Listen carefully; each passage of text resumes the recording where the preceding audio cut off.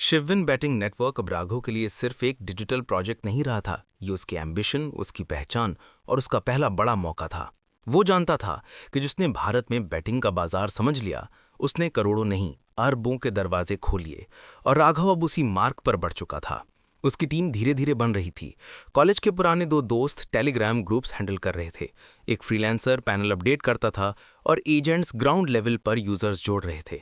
हर दिन पैसे की मात्रा बढ़ रही थी, कभी 50,000, कभी 3 लाख, कभी 10 लाख। राघव को अंदाजा था कि ये शुरुआत है, लेकिन सफलता जितनी तेज होती है, खतरे भी उतनी तेजी से आते हैं।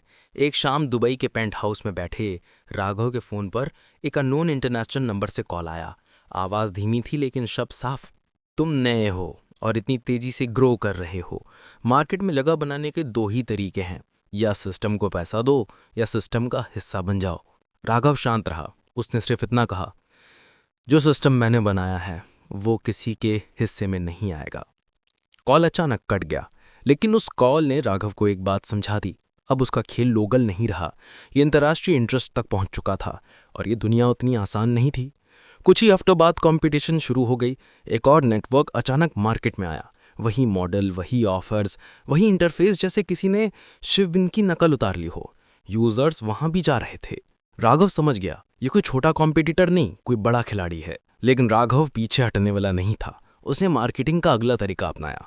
Influencers, Instagram reels, YouTube channels और मीम पेजेस पर अचानक एक ही लाइन मशहूर होने लगी, अगर किस्मत नहीं तो शिवविन आजमा लो।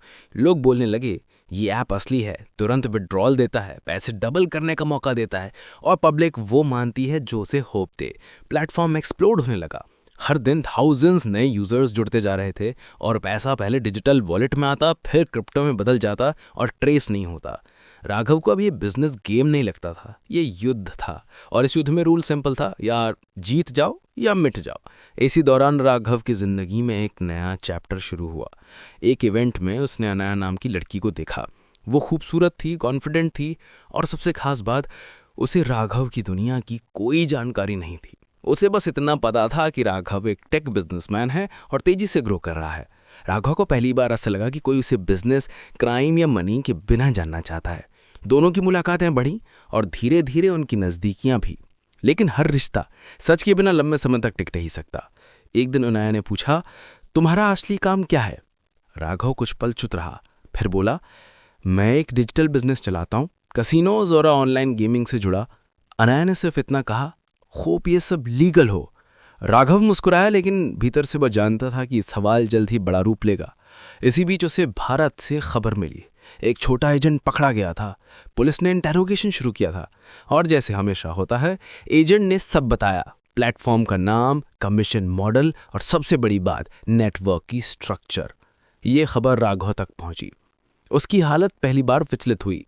अब ये सिर्फ ऑनलाइन स्कैम नहीं था, अब ये लॉ एनफोर्समेंट की रड़ा रपा चुका था।